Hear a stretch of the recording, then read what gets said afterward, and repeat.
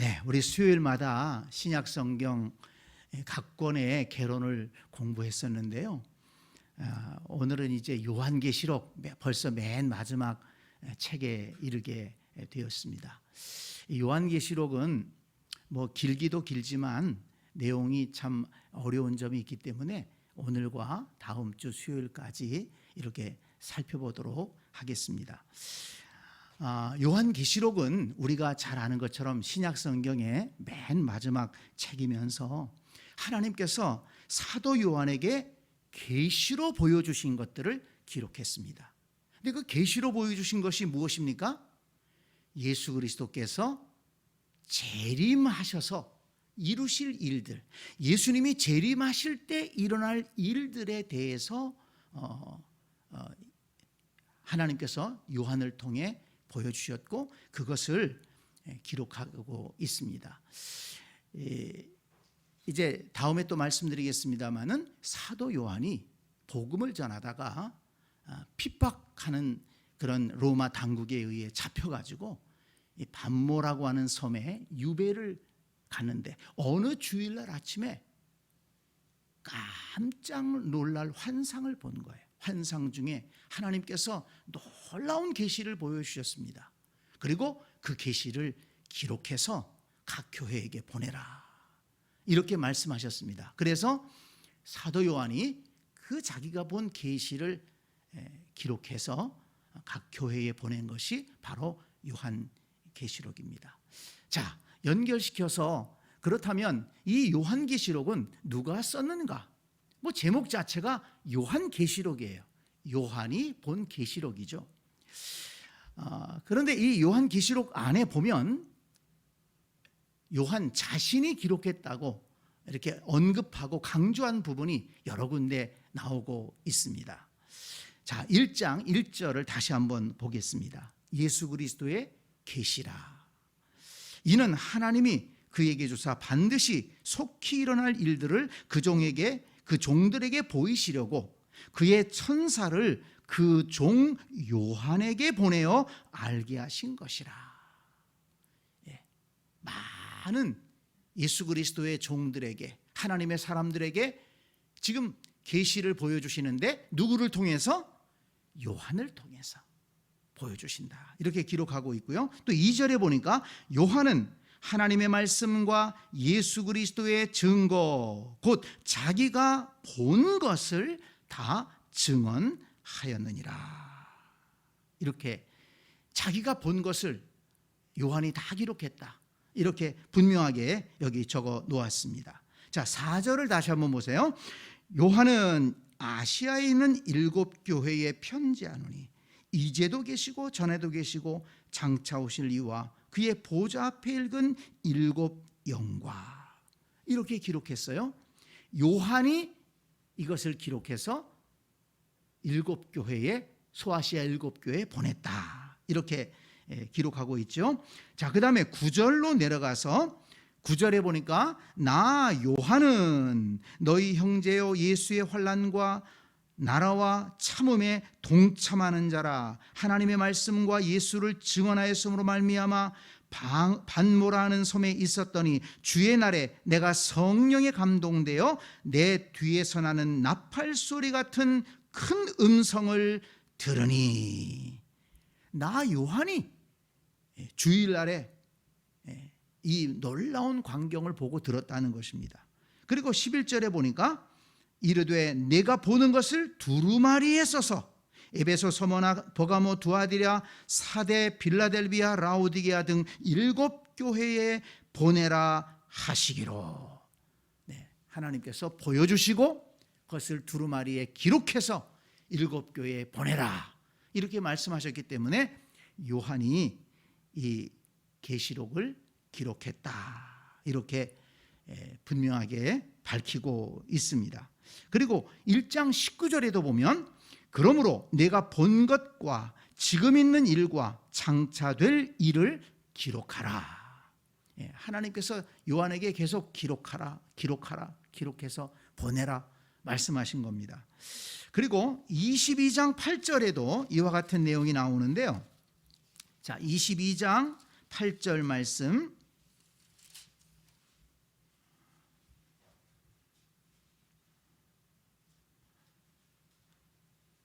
22장 8절 말씀,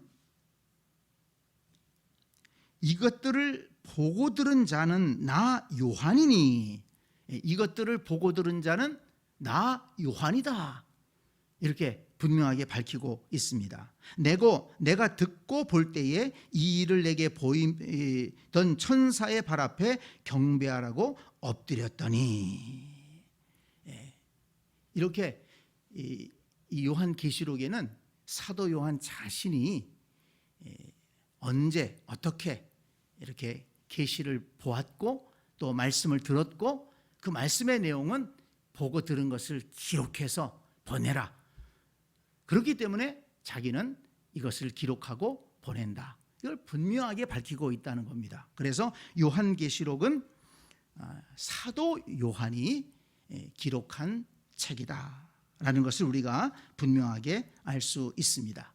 그리고 기록 장소는 어디인가, 그것도 사도 요한이 분명히 밝히고 있죠. 1장 9절에서 나 요한은 너희 형제요 예수의 환난과 나라와 참음에 동참하는 자라, 하나님의 말씀과 예수를 증언하였으므로 말미암아 반모라 하는 섬에 있었더니, 이 반모가 그 에베소, 지금의 터키 땅의 그 에베소 바로 그 바다에서 멀지 않은 앞바다에 있는 섬입니다.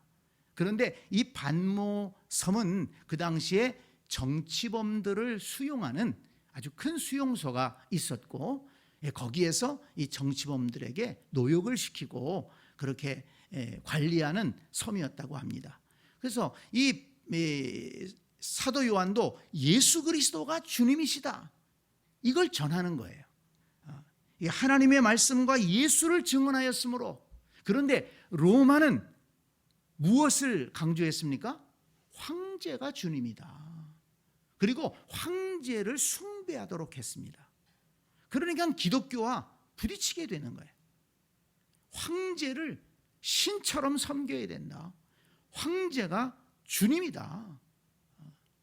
그런데 사도 요한을 비롯한 그리스도인들은 무엇을 전했습니까? 오직 하나님만이 우리가 섬겨야 될 신이고 우리의 구세주이시고 예수 그리스도가 우리의 주님이시다. 하나님과 예수 그리스도 외에는 우리가 섬길 자가 없다. 그러니까 사실은 이게 이 정치와 또 하나님을 섬기는 이 신앙은 사실 배치되는 것이 아닌데, 이 로마 사람들이 황제를 우상시하면서 이게 부딪히게 된 것입니다. 그래서 기독교인들을 잡아가두고 핍박하고, 특별히 사도 요한은 그 복음을 전하는 중심에 있었지 않습니까? 그러니까 사도 요한을 잡아다가 가둔 것이죠. 그래서 반모섬에 갇혀 있을 때 어느 주일날 아침에 하늘이 열리면서 아주 신비로운 계시를 받게 된 것이고, 그것을 기록하게 된 것입니다. 그래서 이것을 기록한 시기가 언제냐, 이렇게 학자들이 많이 연구를 하는데, 이 요한이 잡혀갔잖아요. 지금 박해를 받고 있어요. 그런데 1세기에 큰 박해가 이 네로의 박해가 있었고, 그리고 도미티아누스라고 하는 황제 때 큰 박해가 있었는데, 이 요한은 늦게까지 살았잖아요. 가장 오래 산 사도인데, 그래서 이 요한계시록은 초기 기록물이 아니거든요. 그리고 황제 숭배가 로마 전역에 확산된 것은 네로 때보다는 도미티아누스 황제 때다. 그렇게 미루어 볼 때 AD 한 90년에서 한 95년경 도미티아누스라고 하는 황제가 통치하던 시대에 반모섬에 유배되어 갔던, 잡혀갔던 사도 요한이 하나님의 계시를 보고 계시를 받고 이 책을 쓴 것이다. 이렇게 이해하면 좋겠습니다. 자, 그러면 이 요한계시록을 계시를 보여주시고 기록하게 하신 목적이 무엇일까? 1장 1절에 보면 먼저 그 목적이 나와 있습니다. 자, 1장 1절을 다시 한번 보세요. 예수 그리스도의 계시라. 이는 하나님이 그에게 주사 반드시 속히 일어날 일들을 그 종들에게 보이시려고. 이것이 첫 번째 목적입니다. 반드시 속히 일어날 일들을 그 종들에게 보이시기 위해서 이것을 쓰게 했다. 반드시 속히 일어날 일들이 무엇인가? 두 가지라고 할 수 있어요. 첫째는 박해입니다. 큰 박해가 있을 것이다. 지금도 너희들이 박해를 당하고 있지만, 지금도 시련 속에 있지만 앞으로 더 엄청난 시련이 너에게 닥쳐올 것이다. 그리고 또 하나, 앞으로 일어날 일이 뭡니까? 예수 그리스도의 재림입니다.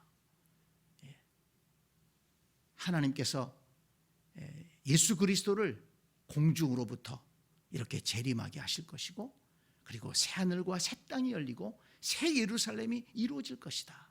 그래서 이 계시록을 통해서 지금 고난을 당하고 있는 성도들에게 하나님께서 이루실 일에 대해서 미리 보여주시고 격려하시고 용기를 주기 위함인 것입니다.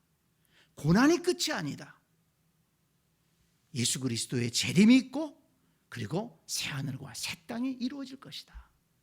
이것을 보여주시기 위해서 이 계시록을 기록했다. 그리고 성도들 중에는 그렇게 큰 박해를 당하지 않으면서 준비를 안 하고 있는 성도들이 있었습니다. 그래서 이 계시록을 통해서 너희가 어떤 박해를 당할지 모르니까 깨어서 기도하고 잘 준비하고서 이 박해를 이겨내야 된다. 그래야만이 승리하는 자에게 주시는 멸류관을 받을 수 있고 새하늘과 새 땅에 동참할 수가 있다.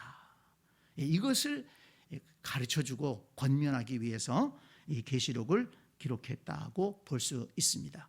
그리고 또 하나는 1장 19절 말씀을 보면, 자 1장 19절 20절을 보세요.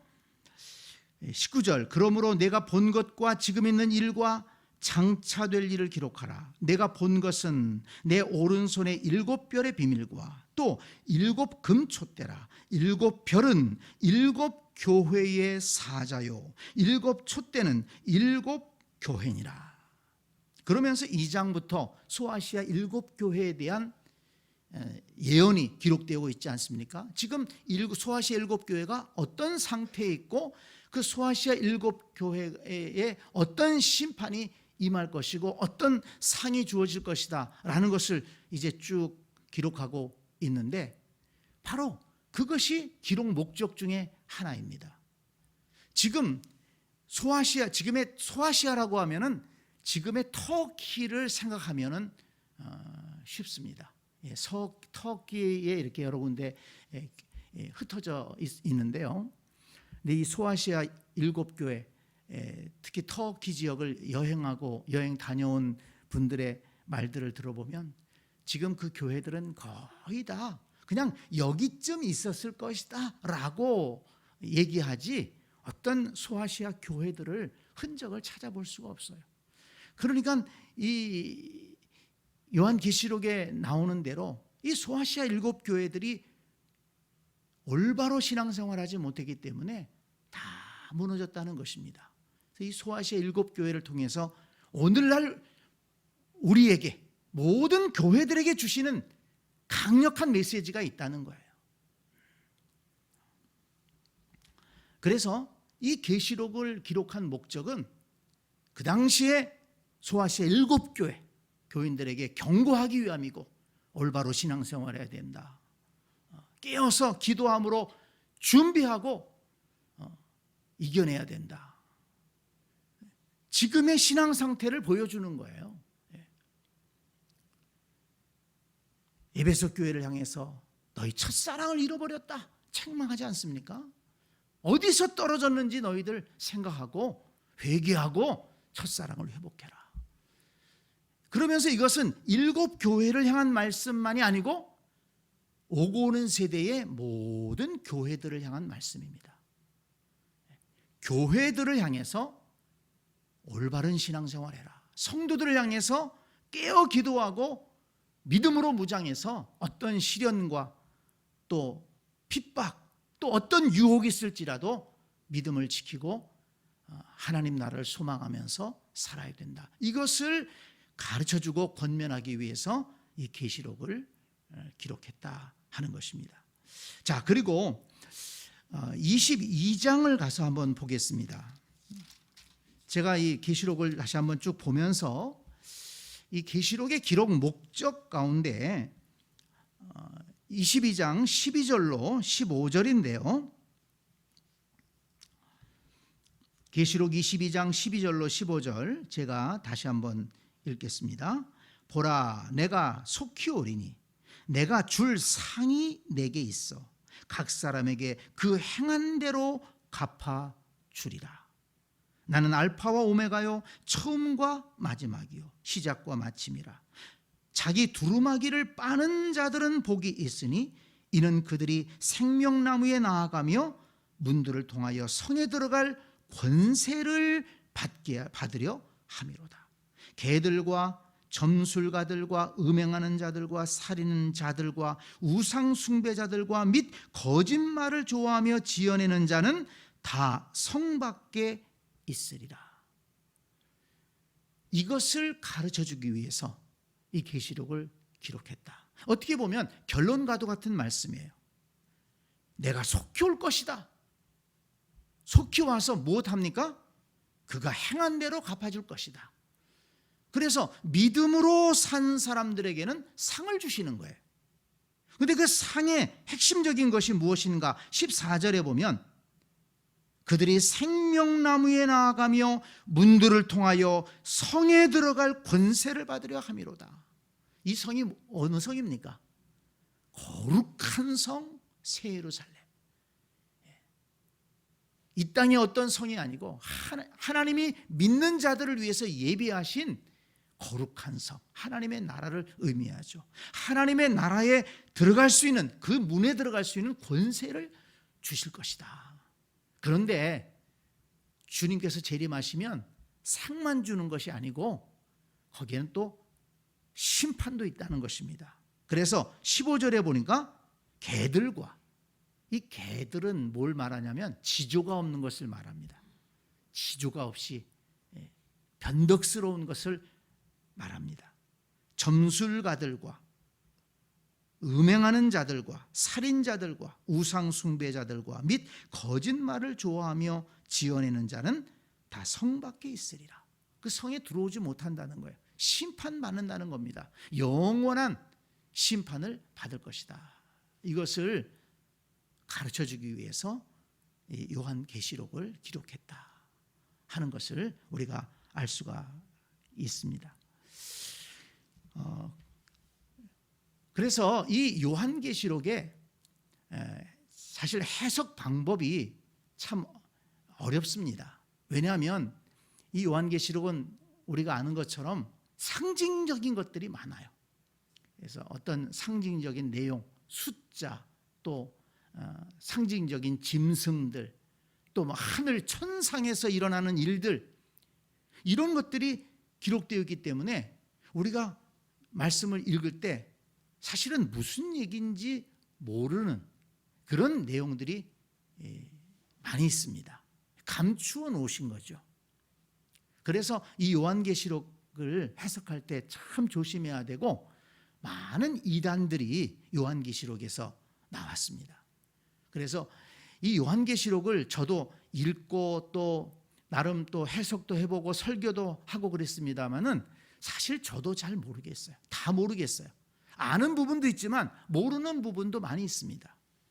저는 이런 요한계시록 같은 말씀을 읽으면서 그 칼빈의 유명한 말을 사실 좀 생각하고 싶어요. 하나님께서 깨닫게 해주시는 데까지만 깨닫자. 하나님께서 알게 해주시는 부분까지만 알자. 그리고 그 이후에는 모르면 모르는 대로 그냥 받아들이는 거예요. 어떻게 우리가 주님이 재림하실 때 일어날 일을 말씀을 읽는다고 해서 다 알겠습니까? 어떻게 하나님 나라에서 이루어지는 일을 다 알겠습니까? 우리는 지금 시공간에 매여 있는 100년도 못 사는 인생 아닙니까? 그러면서 이 세상에서 여러 가지 일들을 겪으며 고난당하면서 이렇게 몸부림치며 살아가는 인생들인데, 우리가 안다고 하면 뭘 알겠습니까? 우리가 뭘 다 안다고 하는 자체가 잘못된 거예요. 그래서 뭐 요한계시록 영해 그러면서 요한계시록을 알아야 신앙생활을 바르게 할 수 있고 이러면서 떠드는 사람들 나는 믿고 싶지 않아요. 오히려 나는 의심합니다. 그렇게 요한계시록에 대해서 박식한 것처럼 다 아는 것처럼 하나님이 나한테 다 보여줬다 이렇게 얘기하는 사람들은 나는 의심하고 싶어요. 제가 믿음이 없는 건가요? 제가 좀 능력이 부족하고 그래서 그런 건가요? 저는 아니라고 생각해요. 성경에 감추어진 부분들이 있어요. 그건 솔직하게 모른다고 해야 돼요.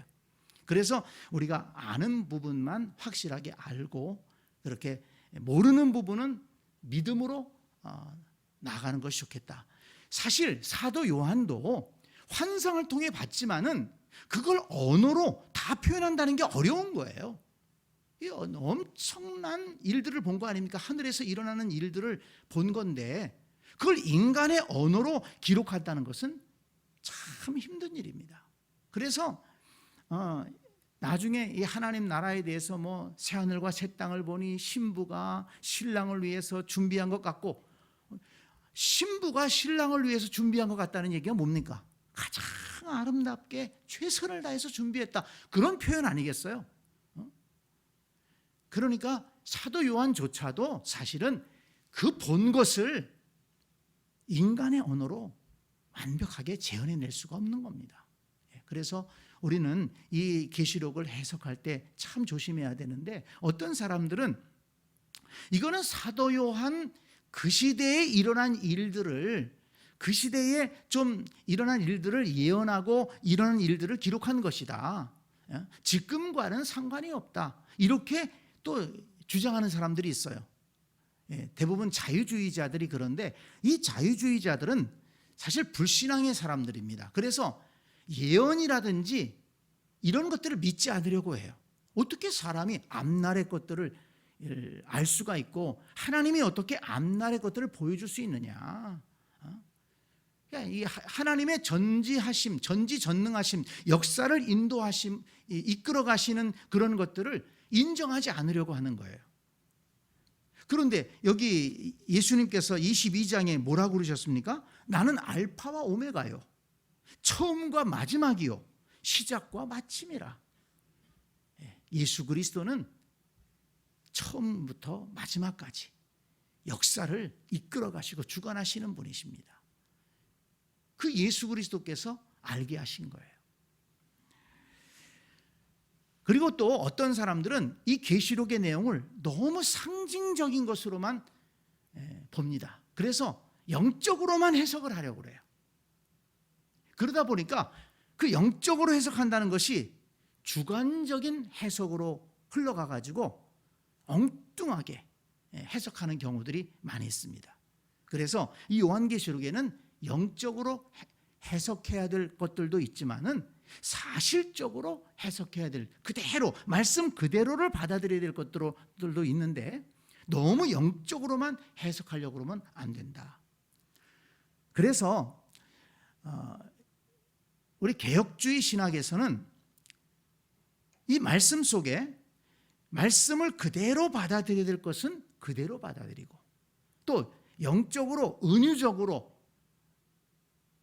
상징적으로 기록해 놓은 것은 또 영적으로 해석하고, 또 해석하지 못할 부분들은 해석하지 않는 그런 해석 방법을 취하려고 하고 있습니다. 그래서 겸손해야 됩니다. 겸손해서 우리가 성령께서 깨닫게 하시는 말씀, 우리에게 직접 주시는 말씀들은 그대로 받아들이고, 또 영적으로 이렇게 은유적으로 상징적으로 기록한 것도 창세기부터 성경 전체를 이렇게 뒷받침 삼아서 말씀을 해석하려고 하고, 그리고 또 사실 상징적인 말씀인데 무슨 말씀인지 어렵다 하는 경우에는 덮어두고 주님께서 깨닫게 해주실 때까지, 주님께서 보여주실 때까지 그것은 미뤄둬야 됩니다. 예, 그런 자세로 겸손하게 이 성경을 이해하는 것이 필요하다 하는 것입니다. 그래서 이 계시록을 해석할 때 이제 조심해서 겸손하게 해석하고 이 계시록을 읽어야 되겠다 하는 것을 말씀드리고 싶습니다. 네, 오늘은 이 정도로 하고요. 다음 수요일에는 이제 내용을 한번 살펴볼 텐데, 내용도 개론이기 때문에 뭐 자세하게 하는 것보다는 이 요한계시록이 어떤 주제들이 다뤄지고 있는가, 그리고 그 주제들은 무엇을 다루고 있는가를 조금 자세하게 살펴보도록 하겠습니다. 자, 결론적으로 하나님께서 이 계시록을 왜 기록하게 하셨는가? 무엇입니까? 앞으로 일어날 일들에 대해서, 특히 박해받는 것에 대해서 알려주고, 그리고 믿음에 승리할 수 있도록 격려하기 위해서, 그리고 주님의 재림이 있다, 주님의 재림을 바라보며 소망하는 삶을 살아가도록 격려하기 위해서 이 계시록을 우리에게 보여주셨다는 것입니다. 그래서 우리도 이 계시록을 잘 읽으면서 특별히 소아시아 7교회를 통해 주신 이 말씀들을 통해서 오늘 우리 교회 시대에 우리의 신앙을 돌아보고 우리가 주님의 재림을 준비할 수 있는 온전한 신앙을 회복할 수 있는 그런 복된 성도들이 되어야 될 줄로 믿습니다. 아멘.